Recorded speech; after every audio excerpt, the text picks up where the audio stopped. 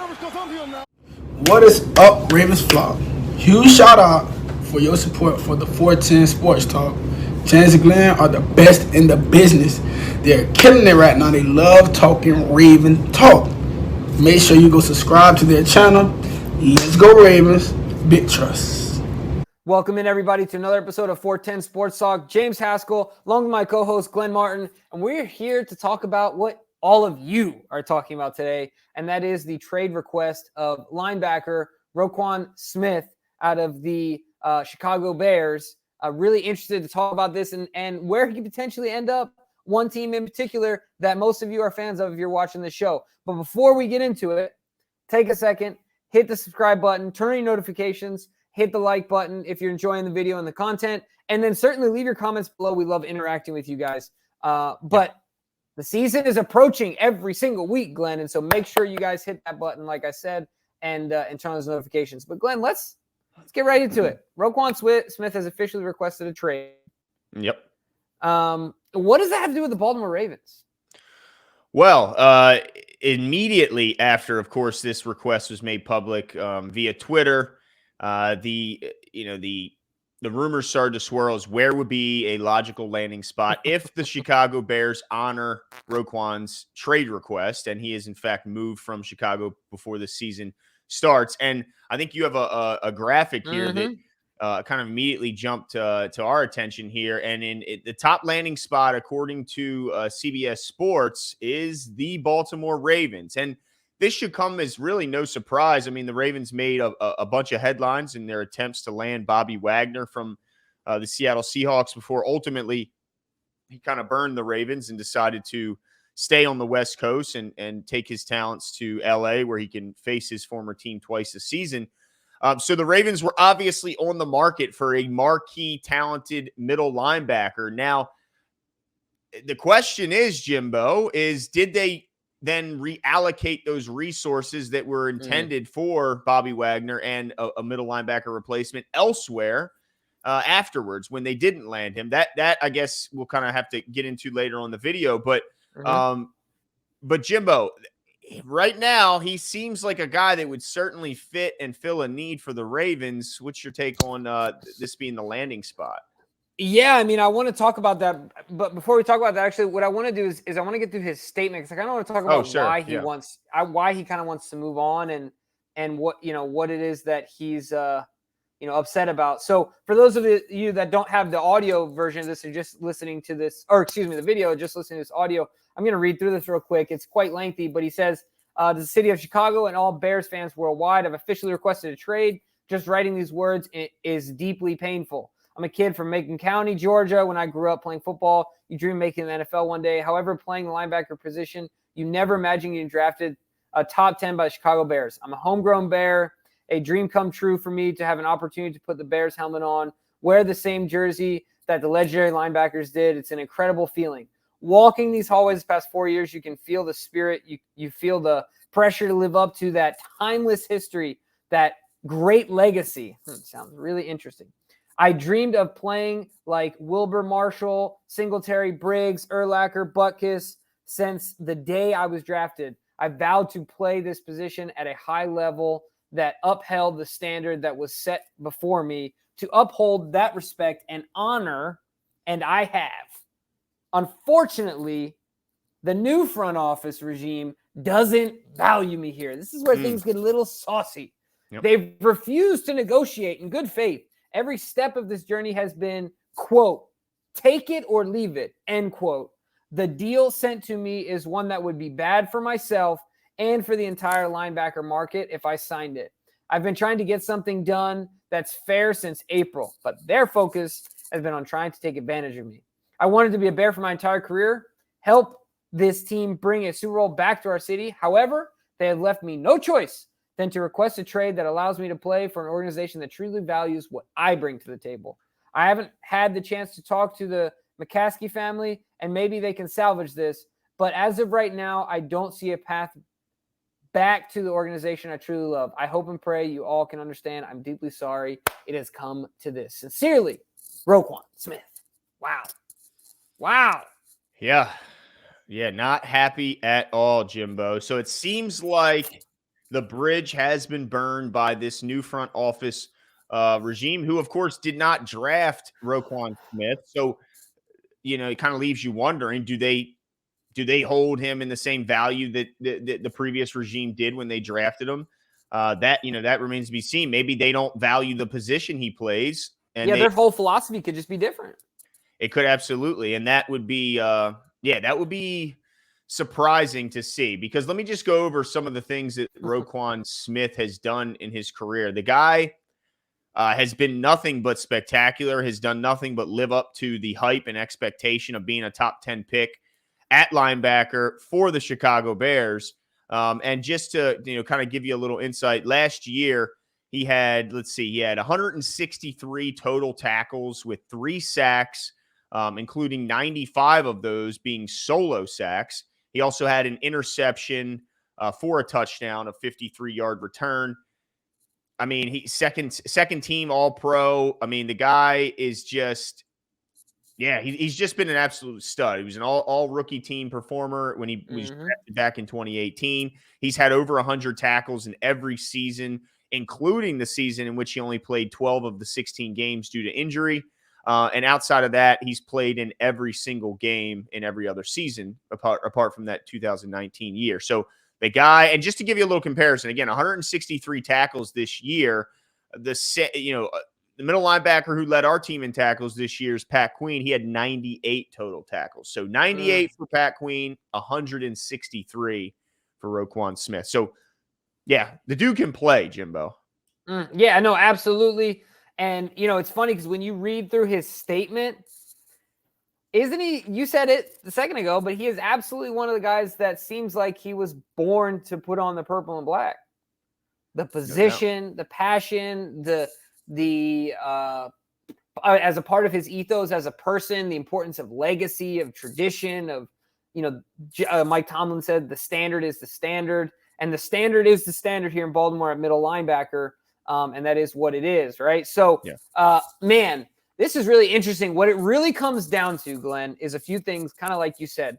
These are the questions that we should discuss. One, first of all, are they really going to let him go? Excuse me. Are they going to honor his request? Right. So that's number one. Number two is, what are they going to want back? And what would the Ravens be willing to give up in comparison to what they want back? And then, like you said, the very last one would be, can we pay him? I mean, what does he want other than just going to a new team? He obviously wants a big contract. So let's start with that first one. Do you think that the Bears are really ready to move on from this kid?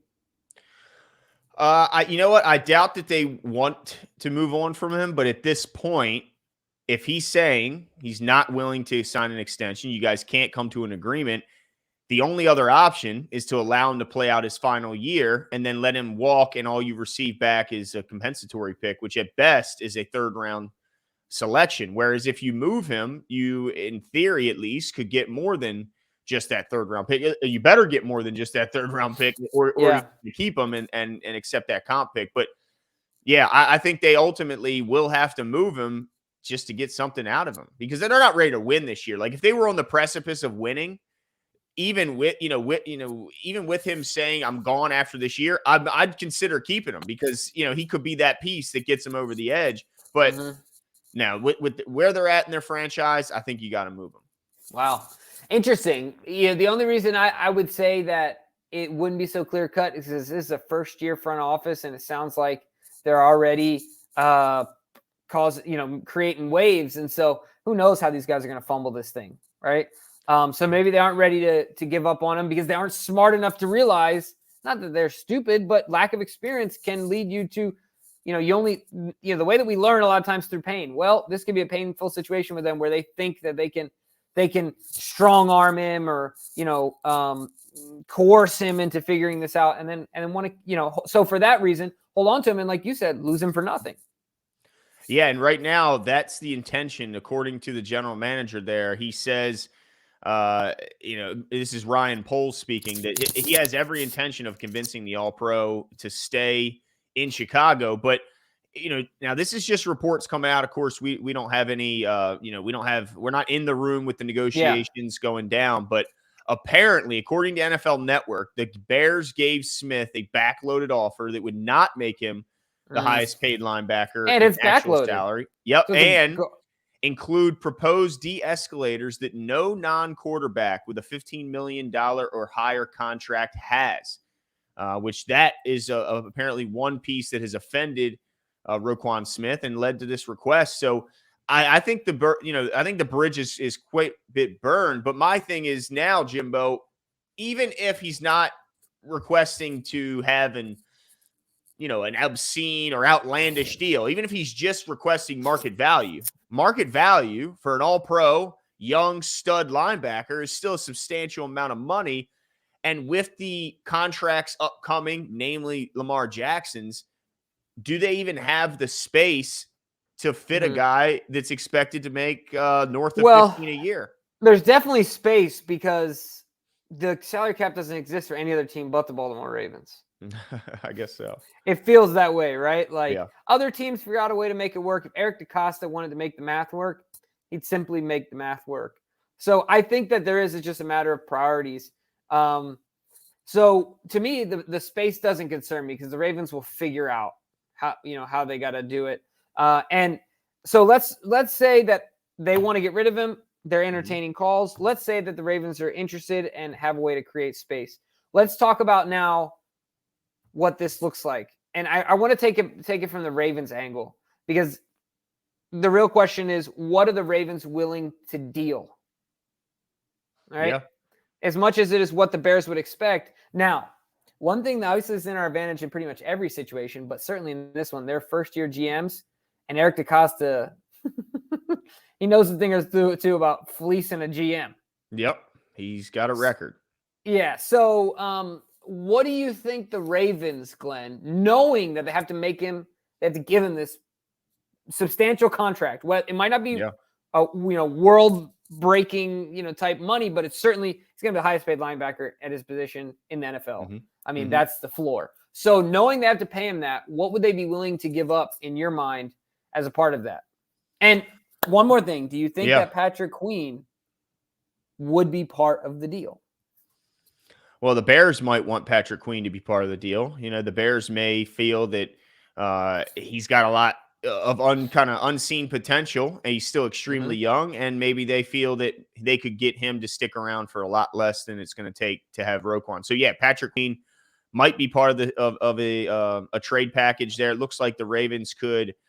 I'm not sure exactly how this all works out, but apparently if they traded Pat Queen now, being that it's post June 1, they would have $1.6 million in dead cap, but also have $1.7 million in cap savings. So I'm not sure exactly how those two work with each other. But I will say that it's likely going to have to be, a bunch of draft picks, high draft pick, at least one really high draft pick in order to get. There's no way the Ravens give up a first rounder though, right? I don't know if a first rounder is high, but I think that it's got to be a second, right? Because in the sense that you're going to likely get a 3 for him as a comp pick. So what's the incentive as a Bear team to other than a pick that's better, or maybe you get 2 3s or something like that, but it has to be at least better than a 3rd round pick value because that's what the expectation is he'll get back. Yeah, and maybe they'll do some swapping type scenarios. Like, there was some swapping, I think, if I'm not mistaken, in the Kansas City Chiefs deal. Yep. Yeah. So I think that Eric likes to deal his second. He likes playing with the 2nd round pick. Yeah. So that could be if that's the case, then give him a second and one of our 84ths. No, this year, not getting the comp picks that they've gotten in the last few years. So that's kind of going to make things a little more interesting. Do they want to give up any additional picks when they're already, lighter in that department than they're used to? Well, let me propose this. 2nd round, Patrick Queen for Roquan Smith. Are you approving that deal if you're Eric DeCosta, or are you denying that deal? Man, I can't say what Eric would do, but if I was doing that, I would be elated. Yes, I would sprint to Roquan Smith's agent's house and shake his hand personally and make that deal a reality. No doubt about it. Roquan Smith is an absolute monster. I mean, he is so good. He's you huge. add him. Right. he's big, he's fast, he's tough, he's so got physically gifted. No doubt about it. He's got the instincts. Yeah, I mean, you inject a player like that into this team with the defensive line that they already have in front that's going to keep him clean and let him show off that sideline to sideline speed and let him use those incredible instincts. Man, and then the secondary that's going to be behind him. Yeah, I would do that trade in an instant. I don't think I can speak for DaCosta, though, because we know he doesn't like sitting a whole round on his hands. And go ahead. No, I was going to say, so I think I agree with you. I would approve that deal. But this is the follow-up question is, what if Patrick Queen is off the table, if you're the Ravens front office, and you say, okay, Bears, we're not going to give you Patrick Queen. We'll give you a second and something else, right? So, like, what would your package be if it's just draft picks? Not what yours would be. What do you think, what in your mind, what do you think Eric comes up with? Because like you said, they're already going to get the third. So in my mind, I'll tell you what mine is. I think a second and say, see, what I wouldn't want it to be is a second, a third, and a fourth. Like 3 rounds in a row is not happening. Eric DaCosta is not sitting on his hands for 3 rounds. But maybe you do a second and a fifth and next year's third or something like that. You know what I mean? I don't see them all being in the same draft. Maybe That's 2 in this upcoming draft and then 1 in the future draft. Maybe 3 picks in total. I could see that. Yeah, maybe next year's 4th when the expectation is they might have a comp pick coming back in the 4th. Yeah, that I could see that. Yeah, it's going to be a package of picks, no doubt. The big thing is there going to be a team? Because the CBS is saying that this is a great landing spot, and this might be a great landing spot for Roquan, but the Ravens might not be the highest offer that they get, and I think that the Bears are going to take the best and highest offer they can get, and they don't probably care too much, other than probably not wanting to trade Roquan into the division. But other than that, I can't imagine they care too much where he goes at this point. So, man, it's going to take. They might ultimately have to win a bidding war. Is kind of my take there. But I will say, we talk about the Ravens kind of doing things opposite what a lot of teams are doing. They're putting high value in the tight end position, in the safety position. And it looked like they were prepared to put high amounts of money towards the linebacker position, which is another relatively undervalued spot. Very telling. So that could mean that they're willing to do that for Roquan and say, look, we'd rather have a stud safety, a stud middle linebacker, and some stud tight ends, and not pay wide receivers so much, not pay, pass rush, maybe not so much. I don't know. But it just looks like they're doing things a little different. And if they're willing to spend it for Bobby Wagner, who is north of 30, why wouldn't they be willing to spend it for Roquan Smith, who's in his early 20s? It makes all too much sense. The only question is the compensation it's going to take to get him? That's the real question at the end of the day. You're exactly right. So the last question I'll field to the both of us is, what's the likelihood we see it getting done? With first of all, you got to calculate in the fact that he might stay. He might not ever get dealt, right? Yeah. At least not this year. Not right now, but also in particular to the Ravens. And I'm going to give you my answer really, really quickly first, and then I'm interested in yours. I'm giving it a 1/3. I think that's actually good odds, like a 33.33% chance. That because I think he does, if he gets dealt, it will be to a handful of teams. So that increases our odds. And I think, like you said, it's telling they went after Bobby Wagner. So I'm going to say 1/3. If he gets dealt, the Ravens have a 33% chance of being the winning team. What do you think? Yeah, I tend to agree. I think that's, I'd say right around that range, 35% chance. Because, there's only going to be a few teams out there that look at Roquan as a guy that can get him over the top, that don't already have a linebacker that they're paying, that aren't in a rebuild. But that, I could kind of see a rebuilding team go after him too, because how young he is. It's not like Bobby Wagner, who, if you're a rebuilding team, is he still valuable by the time you're ready to compete? But I think that's a good percentage, about 1/3. But man, you put him in the middle of that defense, Jimbo. And just imagine a world where we could keep Patrick Queen. Just imagine, right? Them two together. Yeah, because as much as we love Josh Bynes, he's 32 years old, and how many years left does a 32-year-old linebacker have that never had, explosive, incredible speed or anything like that? He's just, does it by being smart, always in the right spot, and of course being physical and tough and all those things. But let us know what you guys think. Is this a situation where you think Roquan will ultimately stay in Chicago, be convinced to stick around and the front office will salvage the situation? Or do you think he is on the move?